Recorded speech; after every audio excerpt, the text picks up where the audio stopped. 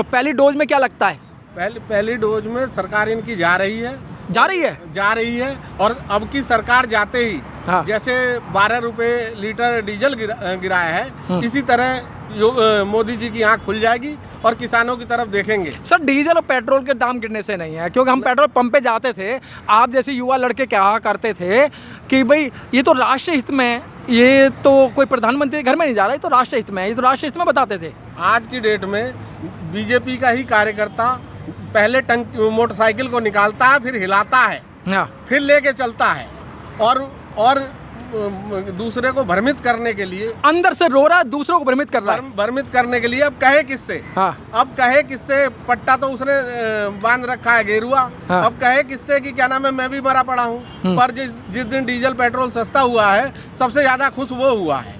2022 में किसान पूर्ण रूप से तख्ता पलट करेगा। मुझे तो लगता नहीं कि किसान तो यहाँ बॉर्डर पे ही है, फिर वही बात आती है, और गाँव में जाके तो जाति में बटेगा। नहीं, गाँव में इस बार जाति में नहीं बटेगा। हाँ। इस बार किसान ही रहेगा। किसान ही रहेगा। हाँ। सर्व समाज सहमति से सरकार पलटेगा।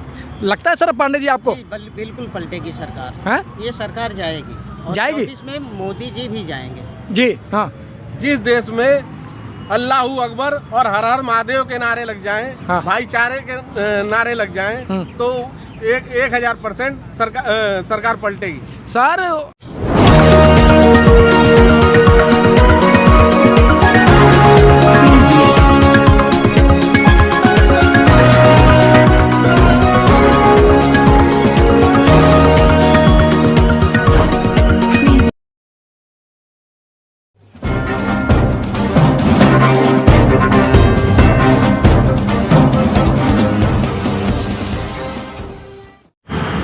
नेशन न्यूज इंडिया में आपका हार्दिक स्वागत है। और आज हम NH 9 NH 24 पर हैं, जो आप देख सकते हैं कि ये कोई खत्ता नहीं है। यादव जी जरा आप थोड़ा, ये खत्ता नहीं है, ये जो हाईवे है, और ये जो आप मोटे मोटे पत्थर देख रहे हैं और मोटी मोटी जो इसमें सरिया हैं, ये किस लिए हैं और इस हाईवे पे क्यों डाली गई हैं? ये डाली गई हैं यादव जैसे लोगों को रोकने के लिए, पांडे जैसे लोगों को रोकने के लिए। ऐसा किसानों ने इनसे क्या मांग लिया सरकार से? और यादव जी किसान हैं, किसान के बेटे हैं और किसानी अच्छी तरह जानते हैं। पांडे जी हैं, पांडे जी भी किसान है और किसानों की जो है वो पूरी रूप से जानते हैं कि किसानी कैसे होती है और किसान किस तरीके से रात को 2 बजे अगर फ़ोन आ जाता है, पानी लगाने चला जाता है, उसे ना कीड़ा का डर है, ना किसी जानवर का डर है। लेकिन आज अगर डर है तो सरकार को किसानों से डर है, क्योंकि गाजीपुर बॉर्डर पूरा सील है। यादव जी आप यहाँ 11 महीने से लगातार बैठे हैं और अब 12वां महीना आपको लगने वाला है। और आप पहले कहा करते थे कि पिप्पल जी 9 महीने में बच्चा पैदा होगा, अब तो आपका बच्चा भी पैदा हो गया, अब वो 2-3 महीने का एडवांस हो गया, पैदल चलने लगेगा। तो क्या लगता है आप कब तक बैठेंगे यहाँ? जब तक सरकार हमें क्या नाम है तीनों कानून वापस नहीं लेती है, हाँ। तब तक ही बैठेंगे। तो लेकिन सर आप तो कहते थे हम बंगाल को हरा के और सरकार को झुकना पड़ेगा, तो बंगाल भी हार गई तो फिर भी सरकार नहीं झुकी। हट धर्मिता पे सरकार है। हाँ। सरकार हटना नहीं चाहती। उद्योगपतियों की सरकार है। हाँ। और व्यापारियों की सरकार है। यादव जी बहुत अच्छी बात कही कि हटधर्मी पर है और हटना नहीं चाहते। यादव जी आपको नहीं लगता है जब वोट पड़ता है तो जब आप लोग हिंदू मुस्लिम नहीं करते हैं? आप आज यहाँ बॉर्डर पर आप कह रहे हैं हम किसान हैं, पांडे जी कह रहे हैं हम किसान हैं। जब वोट डालने का नंबर आता है तो पांडे जी आप लोग नहीं कहते हो कि जाति में नहीं बढ़ जाते हो, जब तो आप किसान नजर नहीं आते? जातिवाद में नहीं बढ़ते हैं, यही लोग बांटते हैं। ये सब काम बीजेपी वालों का। बीजेपी वालों का है? नहीं तो फिर आप लोग क्यों बढ़ते हो? आप तो यहाँ चिल्ला रहे हैं कि यहाँ मैंने देखा है कि सभी बॉर्डरों पे जो पूरी दिल्ली घेर रखी है, यहाँ कोई जातिवाद का नाम नहीं है। कौन है? किसान है। कौन है? किसान। बिल्कुल। किसी राज्य, उत्तर प्रदेश से आ रहा है किसान है, बंगाल से आ रहा है किसान है, मध्य प्रदेश से आ रहा है किसान है। तो यादव जी क्या लगता है फिर आप उस समय जाति क्यों देते हो? फिर आप वोट जो पढ़े लिखे अच्छे व्यक्ति को क्यों नहीं देते? ऐसा था कि इन्होंने बीजेपी वालों ने हाँ। हिंदू मुस्लिम करके और झुंझुना थमा दिया था। अब सारे उस झुंझुनों के लेके 11 महीने से यहाँ हिला रहे हैं। हाँ। अब इसीलिए तो हिला रहे हैं। हाँ। हम भी उनमें हिला रहे हैं। हाँ। अब क्या करें, कुछ लोगों की गलतियों की खामियाजा भुगत रहे हैं, हम भी साथ में खड़े होके। तो जब नोटबंदी हुई थी, जब पता नहीं लगा आपको, 15 लाख रुपए देने की बात हुई थी, जब आपको पता नहीं लगा, 2 करोड़ नौकरियां देने की बात थी, जब आपको पता नहीं लगा, लेकिन अब आपको पता लग रहा है। चलो हम मानते हैं कि पहले तो आप जो बहकाए में आ गए, लेकिन दोबारा में तो बहकाए में नहीं आना चाहिए था ना आपको। दोबारा में भी बहकावे में आ गए। क्यों हिंदू मुस्लिम हो गया? हिंदू मुस्लिम हो गया। हाँ, तो क्या आप नहीं मानते हो कि फिर हिंदू मुस्लिम नहीं होगा?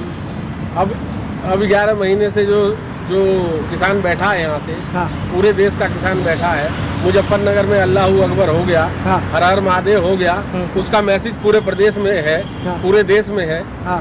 और अब इस समय कोई भी दंगा और कोई भी चाहेंगे वो नहीं करा सकते। लेकिन यादव जी, आप ही की मांग तो थी ना कि भाई अयोध्या के अंदर राम मंदिर बनना चाहिए, हमें एजुकेशन से कुछ लेना देना नहीं है, राम मंदिर वहाँ बनना चाहिए। आप राम मंदिर बन गया तो अब वहाँ अयोध्या में जाके घंटा हिलाओ, आपको राजनीति से क्या लेना देना?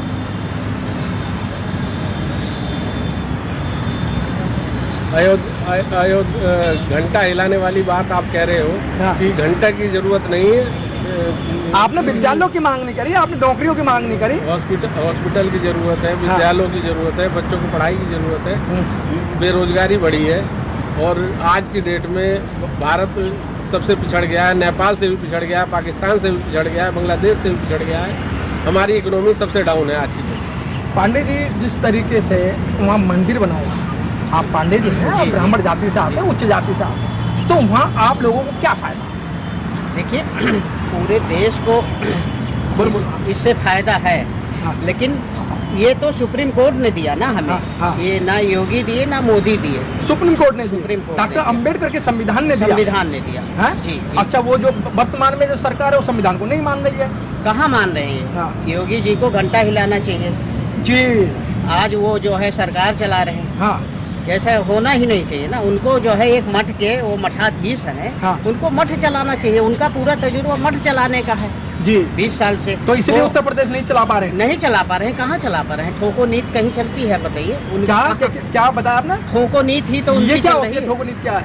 आप देख नहीं रहे हो हाँ। कितने इनकाउंटर हो रहे हैं? इसी को ठोको नीति कहते हैं। और एनकाउंटर किसी ठोको- भी ठाकुर का इनकाउंटर हुआ हो तो आप बता दो, एक भी ठाकुर का हुआ हो तो आप पांडे जी, आपको डर नहीं लग रहा जेल जाने से? नहीं, हमें नहीं डर लगता है, हैं? नहीं डर लगता है, अब जेल जाएंगे? बिल्कुल चले जाएगा। तो आपने ठोको नीति बता दी और आपने एक बोला कि किसी भी ठाकुर का एनकाउंटर नहीं हुआ, नहीं हुआ, ब्राह्मणों का एनकाउंटर हुआ। बिल्कुल ब्राह्मणों तो का आपका हुआ। मानना है कि ठाकुर वर्सेस ब्राह्मण चल रहा है या नहीं, वर्षे तो कोई नहीं चल रहा है, ये योगी जी चला रहे हैं। योगी आप चला किसी भी थाने में आप जाके इंक्वायरी कर लो, पत्रकार हो, हाँ। वहाँ आपको जो है ठाकुर ही मिलेंगे इंस्पेक्टर।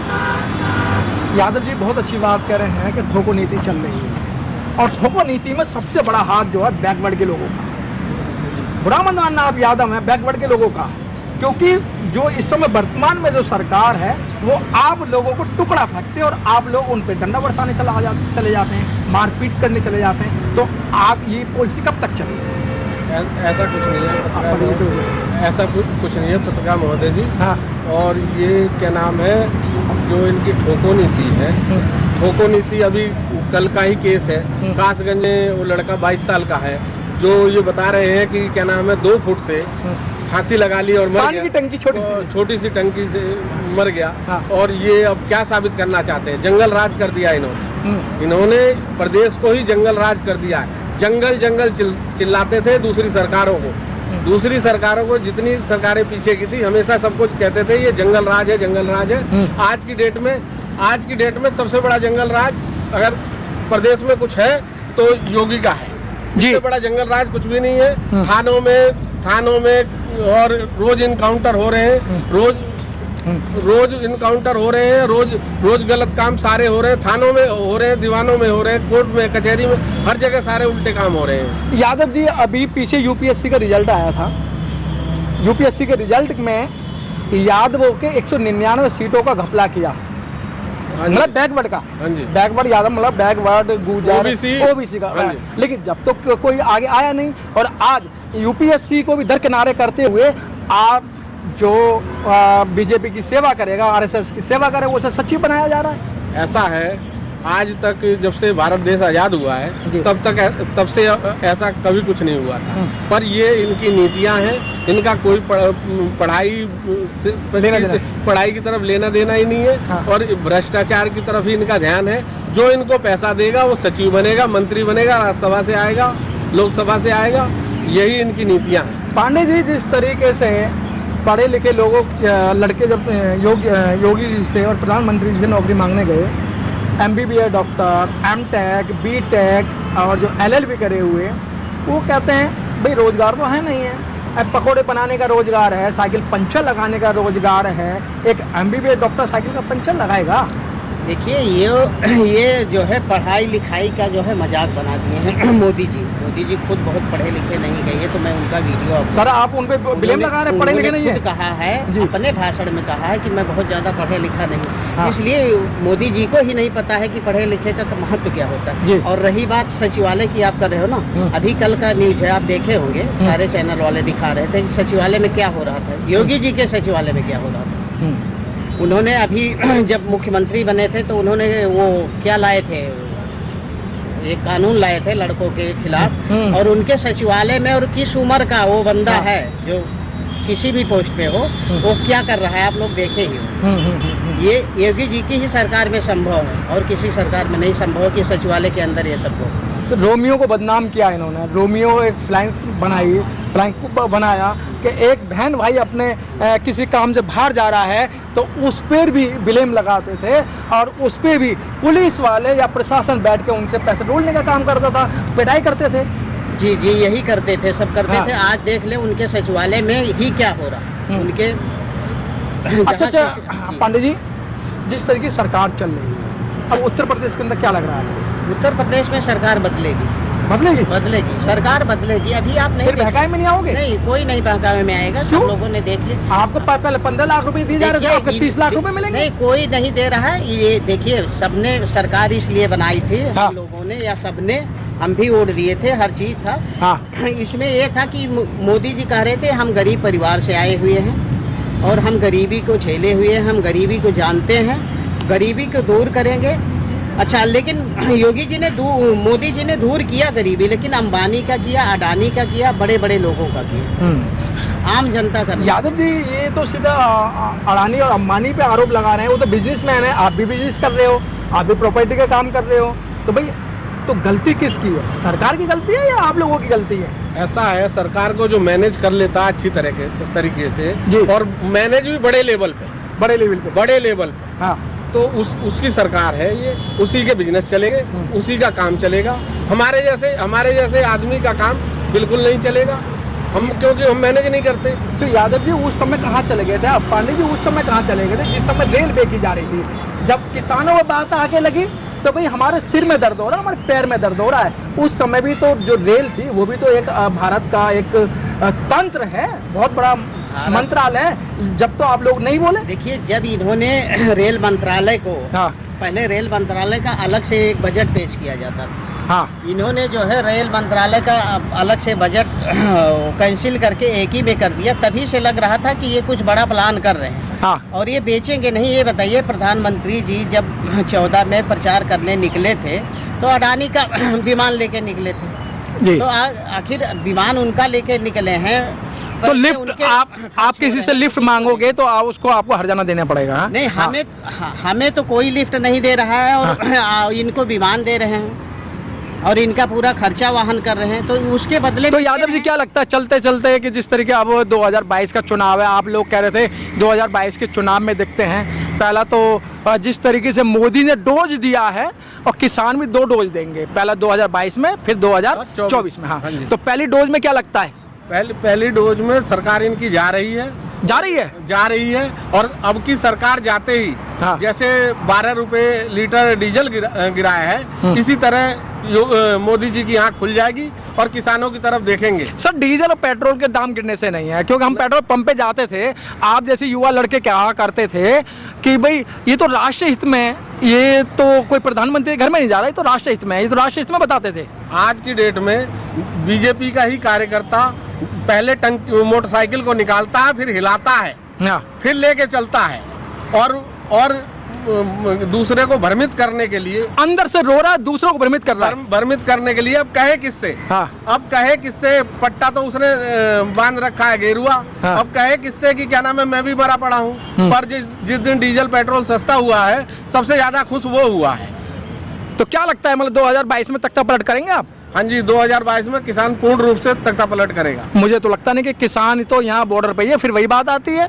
और गांव में जाके तो जाति में बटेगा। नहीं, गाँव में इस बार जाति में नहीं बटेगा। हाँ। इस बार सारा किसान ही रहेगा। किसान ही रहेगा। हाँ। सर्व समाज सहमति से सरकार पलटेगा। लगता है सर पांडे जी आपको? बिल्कुल पलटेगी सरकार। हैं? ये सरकार जाएगी और जाएगी? 24 में मोदी जी भी जाएंगे जी हाँ। जिस देश में अल्लाहू अकबर और हर हर महादेव के नारे लग जाएं, हाँ। भाईचारे के नारे लग जाएं, तो 1000% सरकार पलटेगी। सर आपने भी तो बोला ना, हर हर मोदी घर घर मोदी। पांडे जी बोले थे, हाँ। मोदी घर घर मोदी बोले थे। हाँ। लेकिन जो विश्वास था, इन्होंने सब कुछ तोड़ दिया। इन्होंने विश्वास दिलाया था कि हम गरीब घर से हैं, गरीबी को देखें हैं, हम चाय बेचें। तो सर आपको 15 लाख रुपए नहीं चाहिए? अजी मुझे बिल्कुल नहीं चाहिए, 1 रुपया भी नहीं। 30 लाख रुपए नहीं चाहिए? नहीं, मुझे तो तीनों कानून वापस करवा दो। हाँ। हम घर को चले जाएंगे। इससे बड़ा धन कुछ भी नहीं है। बहुत अच्छी बात। यादव जी और पांडे जी और दोनों मिलकर बैकवर्ड और स्वर्ण मिल चुके हैं। तो कहीं न कहीं लगता है कि पांडे जी के मन में भी विचार आ रहा है कि हम परेशान हैं और जो सरकार चल रही है ये कुछ लोग चला रहे हैं, लेकिन जो चलना चाहिए वो नहीं चल पा रही है। और यादव जी भी, जो कि यहाँ एक पढ़ा लिखा वर्ग माना जाता है यादवों को भी, क्योंकि इन्होंने भी संविधान को पढ़ा है, तो आज इनकी आंखें खुल चुकी हैं कि भाई हम अभी तक जिसको पढ़ रहे थे उसने हमारा नुकसान किया। तो सर फिर मैं एक बार आपको दिखा रहा हूँ बॉर्डर का ये नज़ारा। ये आप देख सकते हैं BXI है, फ्रेश ये है, और ये सभी जो फोर्स के लोग हैं आप यहाँ देख सकते हैं। ये कोई बॉर्डर सील नहीं है। और इस पर जो बड़े बड़े जो पत्थर डाल रखे हैं ये किसानों को रोकने के लिए डाल रखे थे। और यहाँ पर मैं दिखा रहा हूँ आज भी निशान है कि यहाँ बहुत तादाद के अंदर मोटी मोटी कीलें बिछा रखी थी। और ये यहाँ पर 12 लाइन की रेयर थी, लेकिन 12 लाइन की रेयर तोड़ दी गई है और यहाँ से जो मसाला था वो हटा दिया गया है। लेकिन आज भी फोर्स बहुत तादाद के अंदर यहाँ पर है। सभी एजेंट्स यहाँ पर है, इंटेलिजेंस ब्यूरो वगैरह सारे हैं। तो कैमरामैन गौतम के साथ मनोज पिप्पल, गाजीपुर बॉर्डर।